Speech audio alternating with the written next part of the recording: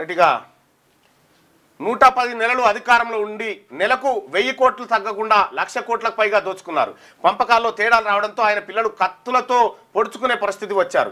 ఏం సంతోషమయ్యా ఆ తండ్రికి, ఇల్లు, ఫామ్ హౌస్, వ్యాపారం ఇలా అన్నీ ఇచ్చిన పిల్లలకు ప్రశాంతత, ఆనందం ఇవ్వగలిగారా?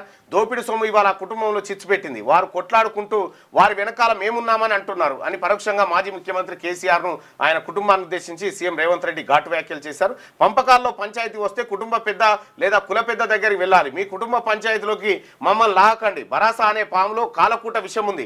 తమను దోచుకునే అనకొండ అని 2023 డిసెంబర్లోనే ఆ కాలనాగును ప్రజలు కట్టెలతో కొట్టి చంపారు. సచ్చిన పామును కొట్టాల్సిన అవసరం మాకు లేదు.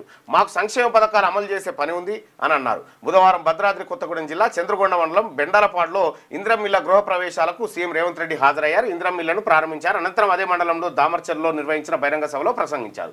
నేను ఎవరి వెనకాల లేను, 4 కోట్ల మంది ప్రజలకు తోడుంటా, ప్రాజెక్టులను అడ్డుకుంటే మరణ శాసనం రాసుకున్నట్టు. ఎస్ఎల్బీసీని ఎవడ అడ్డుకున్నాడు సార్ శేషాదగాక.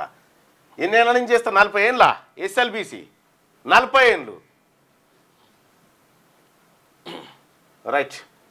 దేవనపల్లి కవిత అలజడి వెనుక ఎవరున్నారో ఆమెకు సపోర్టుగా 77% మంది రేవంత్ రెడ్డి ఆమె వెనకాల ఉన్నారని చెప్పి చెప్తా ఉన్నారు. 77% మంది. ప్రజలకు క్లారిటీ ఉంది రేవంత్ రెడ్డి గారు ఎవరైందనేది.